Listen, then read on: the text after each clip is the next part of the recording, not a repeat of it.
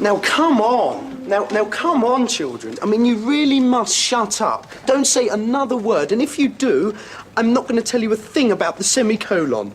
Hi, I'm Andy Luke, award-winning comics creator and not award-winning podcaster, YouTuber, and writer of books and stuff. Welcome to our review of episode 3 of Press Gang, where Sarah tries to support a beleaguered teacher and Colin tries to sell pings. One easy lesson may seemingly be the surface episode where Moffat comes to relating his own observations from his time as a teacher.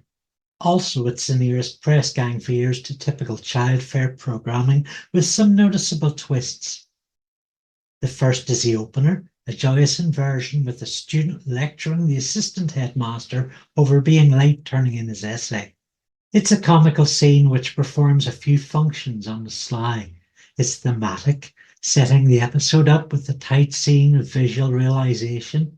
With Linda giving Sullivan a hard time, it's also a gentle plot tease of student versus teacher. Beyond that, it's our second look, extended look, at regular character, Linda's guardian angel. Nick Stringer gives a prize turn as no-nonsense yet gregarious figure, and charisma runs through his veins. This is a first episode directed by regular impresario Bob Spiers. Spiers brought aboard guest star Adrian Edmondson, who plays a wet behind the ears teacher who can't cope. The part is performed completely against type in a serious, even tragic role, and he's brilliant. Without the iconic baldness of his other parts, he's barely recognisable as tutor Simon Knowles. Edmondson apparently loved the script and was delighted to be playing a serious role rather than his over-the-top characters. It's a formidable commitment by makeup and the film crew, a conscious choice by director Bob Spiers to not play off Edmondson's stardom in an obvious way. Julie, have you got that features graphic ready yet? I wanted it yesterday. Feature, Adrian Edmondson. Edmondson was born in Bradford, but saw a bit of the world as his father was in the armed forces. He was an army school teacher, and when they got back to Bradford, a deputy headmaster. So young Aid, of course, got down to diligent study, which involved lots of drinking and smoking and petty acts of vandalism, in his words, a real KD.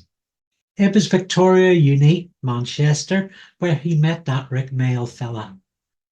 As 20th Century Coyote, the two became sought after at the Comedy Store and the comic strip, a club which was poached for talent by the commissioners at Channel 4.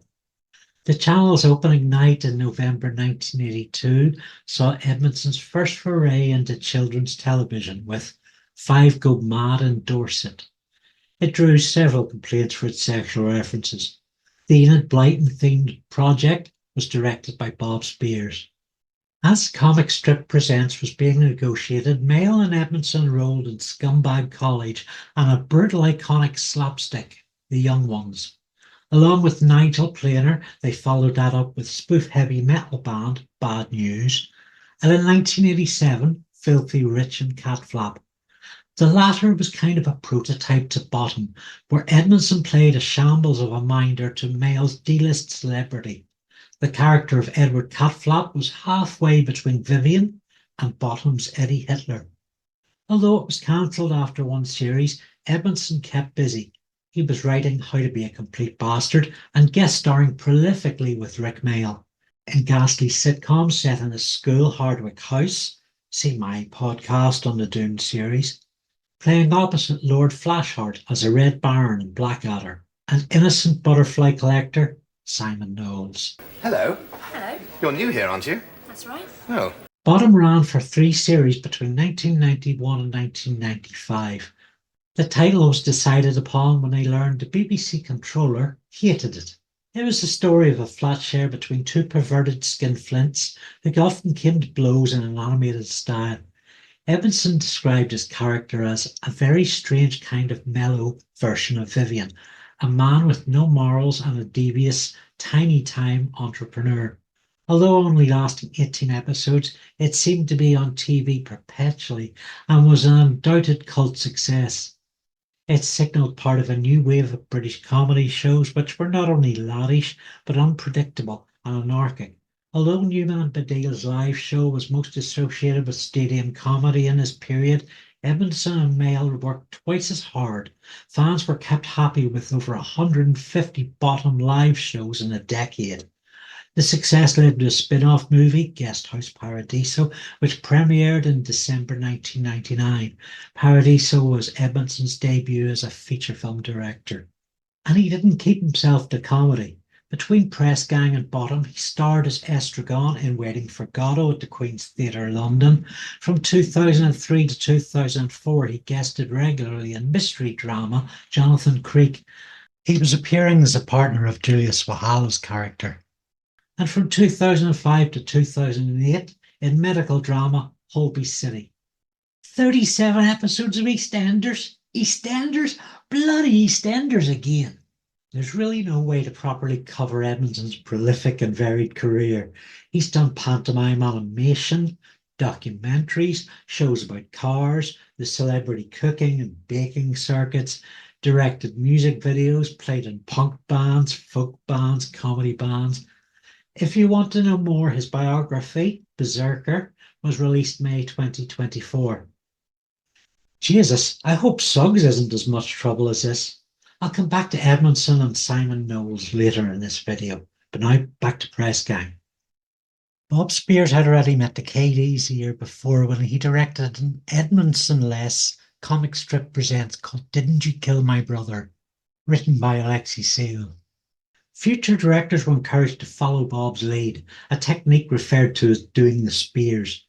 The look of the office is even more cramped and under Colin Nutley, the camera following the action through shelving into tight, chaotic spaces, so chaotic that Fraz seems to have gotten into position among new recruits as a voice of wisdom.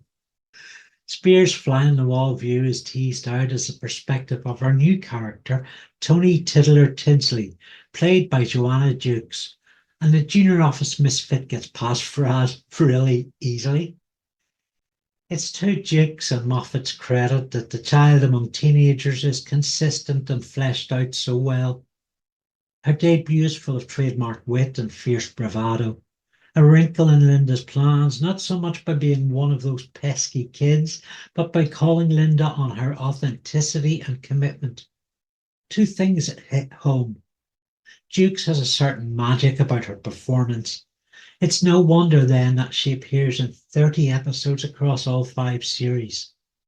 Paul Reynolds is also on top form with a plot line which is both a silly gimmick and a potent resonance. Before the reveal, Colin's low profile is overturned by Spike's few boisterous words. He tells us Colin is loaded, briefly and casually, but there's a suggestion the man who hears cash registers might be from a well-off family. All the same, Linda displays a hideous naivety in trusting Colin with Gazette funds. What did she think he would spend it on if not a box of half ping pong balls? Naivety. If you accept that, then in hindsight it's a roundabout example of Linda dealing with problems by confrontation. Either Colin is in charge of the finances, or he's not. Or to put it another way, market, or get shot out of the top of the school through a cannon. The pings appear throughout the episode as badges, earphones, earrings, and condiment cups. I wonder how much creative consultation went on there. They're simply iconic and somehow managed to fight Edmondson for the spotlight. We'll see pings stand out again throughout Press Gang's run. Kelda Holmes' Sarah Jackson got a short shrift on coverage in the introductory episodes. She'll become one of the show's most important characters, her position as female lead reporter inspiring a whole generation. She's not yet matured as we meet her here, a raggedy electric ball of adolescent nerves with a boldly compassionate side. Her decision to make Simon the subject of a teacher feature is perhaps the worst course of action she could have taken. Their blood relationship is a clever plot twist. It's discovered by investigative research and so keeps the Gazette related to the story. While Sarah's course of action is misguided, the interview scene is great. Knowles is a highly sympathetic figure. Edmondson plays him as constantly nervous, micro-flinching, fluttering like a butterfly. But this scene really gets to the core of Knowles, speaking on the soul of a good teacher. He's there by choice. It's a calling. Holmes and Edmondson play off each other really well. This episode has a few links with Grange Hill, the long-running British children's drama about school life. Grange Hill ran from 1978 to 2008 and in latter days was criticised for a sanitary, safe presentation of school life. It aired on the BBC, ITV's competitor, and you could argue Press Gang was the antithesis of later Grange Hill. But when Grange Hill launched, it was anything but tame, from the outset breaking new ground with stories of bullying, sex pests, and particularly racism. In 1986, the show ended its first wave of media notoriety at its peak with the Just Say No to Drugs storyline. It centred on popular character Zamo Maguire and his addiction to heroin. It was so popular, in fact, that the actor who portrayed Zamo, Lee McDonald, ended up on a sofa next to Nancy Reagan. Zamo's best friend in Grange Hill was Kevin Balon, who was played by Mmolki Chrystie, 1984 to 1986, series 7 through 9. And best friends do take one another on all expenses paid trips to the White House. Mmolki made a short film about his trip to Washington, D.C. called The Pitcher's Mound, which I hope sees the light of day. And Nancy Reagan got a copy of the Just Say No single, for which he wrote the rap. Mmolki Chrystie has a credit on that record. Lee McDonald put in an uncredited cameo in Press Gang as Boy in Class. And another Grange Hill alumni, an actor Ian Congdon, who at the time played Ted Fisk in their teenage pregnancy story. Ted, like his Press Gang character Graham here, was also a bully, except the Moff turns that story on its head and making Knowles a victim of torment. And Ian Congdon gets to deliver a very cruel yet funny punchline. Oh, it's too late, sir. They're all dead. An update. Actually, Grange Hill did get there first, doing this story 5 years earlier with a character called Mr. Knowles. Oops, Moffat. Simon's desire to impress is mirrored with Linda seeking approval from Matt Kerr and Mr. Sullivan. There are two themes which a Knowles story focuses on, which are applicable to the Junior Gazette itself. The conversation about the currency of rejection and of being the new young hire with something to prove. Did Sullivan collaborate with Kerr to leak the news of the headmaster's visit to Linda in the hope she'd do something? It seems that way, although it's a stretch.